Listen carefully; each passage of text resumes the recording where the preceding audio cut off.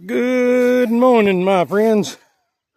How's everything this morning? I hope all's well with all of you. I was out here looking at the beauty, me and the companions, my cat and dog. That ain't my dog, but it's grandson's anyway. But he's wanting to see what we're doing. But Rambo came out, my cat, and he came out to follow me and see where I was going. But anyway, I was out here just looking at God's beauty. I was just so, it's such a beautiful day. I'm walking a trail that I want to eventually clear out to get back here to our little lake, the back way or however it goes. But so far, I haven't had much success. But anyway, it's a pretty good cleared out little area there. If I can just get it this year where I can get it all cleaned out so we can walk back here and do what I'm doing right now. Even I want to see what God's doing. Yeah, and I want to see His beauty. I want to see His beauty in the earth. And I got to thinking about, how do I prove that? How do I prove that God is? How do I share with other people that God is alive? And for years, I've been ministering, trying to prove He exists by words and theology and doctrines and teachings. And I believe what I preach. I mean, otherwise I wouldn't preach it. But I was thinking of, how do we prove it as Christians? How do we show the world that God is? See, they have to see something greater in order to believe in Him. They have to see something greater. Or in order to come to know them, they have to see something greater in you. If you are the witness, if you are His witness. Or something even different. We have to show Him, in us. I know that's it's His life in us that reveals who He is.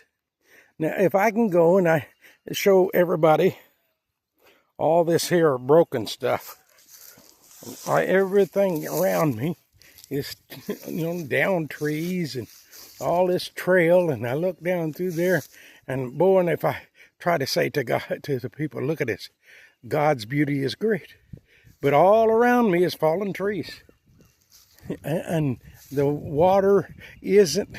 There's dead trees. There's that big one there, and right there, all this is just, and the water's low, and all. But do you know why? See, we can clean. This is clean. If I cleaned this up, and there was a clear trail all the way back to the house that you see there, that would be a beautiful.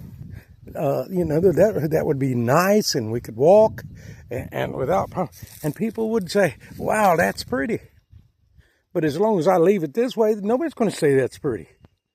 Well, that's the same way with my life, my life journey. If I leave it and I dwell on my problems and leave my life so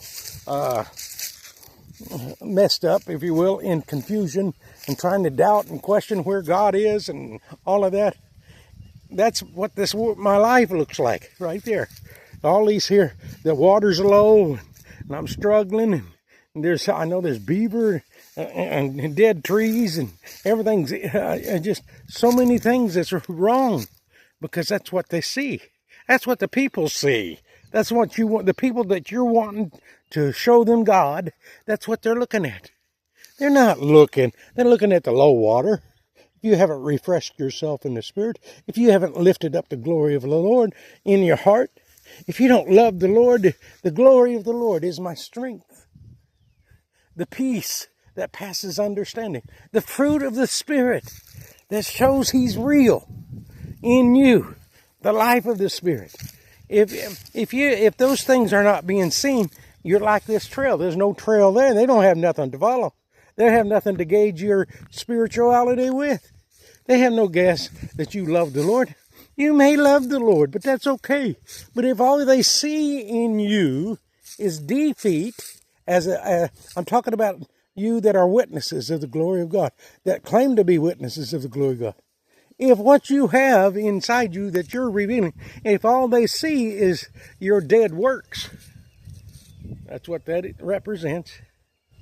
They're not going to follow you. They're not going to listen to you. They're not going to take one moment and study on what you're saying or think about what you're saying, because they've got what you have already, or most of them better.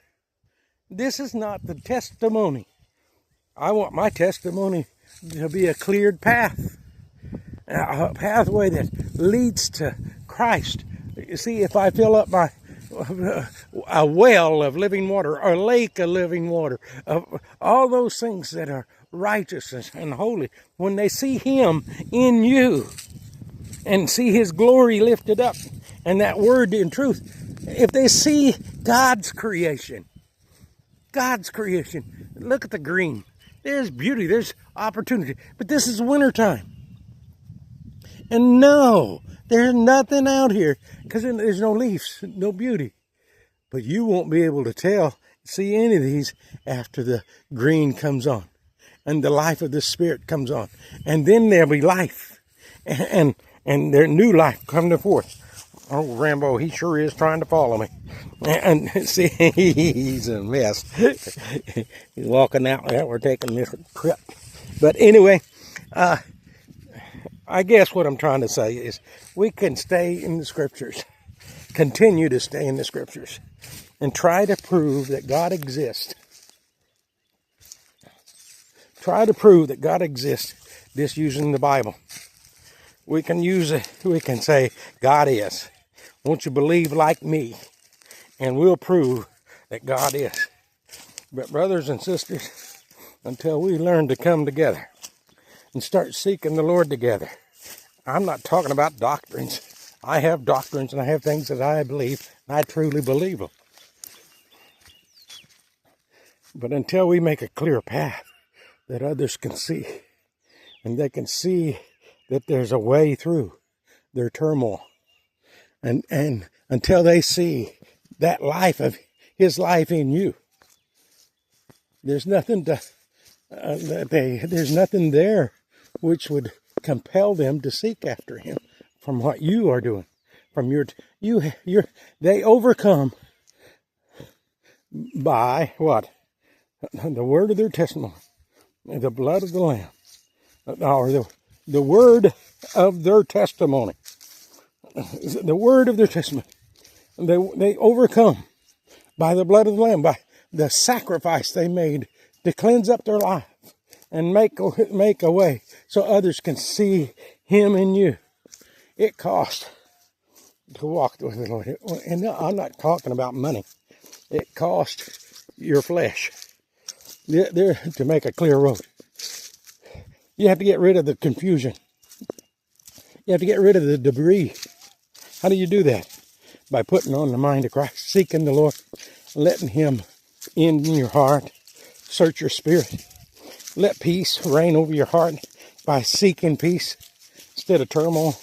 Seeking the joy of the Lord. Lord, letting Him reign in your hearts.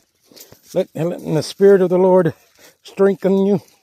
And let His Word wrap you up in His arms. And let His Holy Spirit reveal those things. Open that door of understanding. Seeking the first love. Seeking what it is. Seeking communion with Him. Because, see, only in Him can you find reality. Only in Him will you find reality of life. Only in Him can you find the peace of God that passes understanding. So,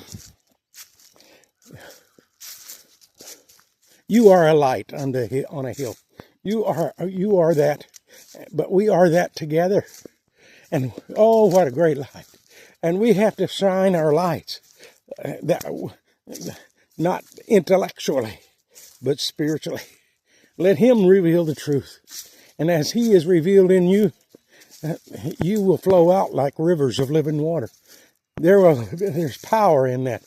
And when they see the manifestation of it, they'll see the beauty. And they'll begin to see the beauty. And they won't see the darkness and those things that's bad.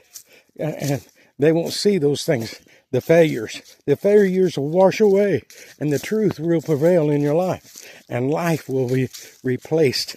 Death will be replaced by that spirit of life. God bless. I hope you enjoyed this. Bye-bye.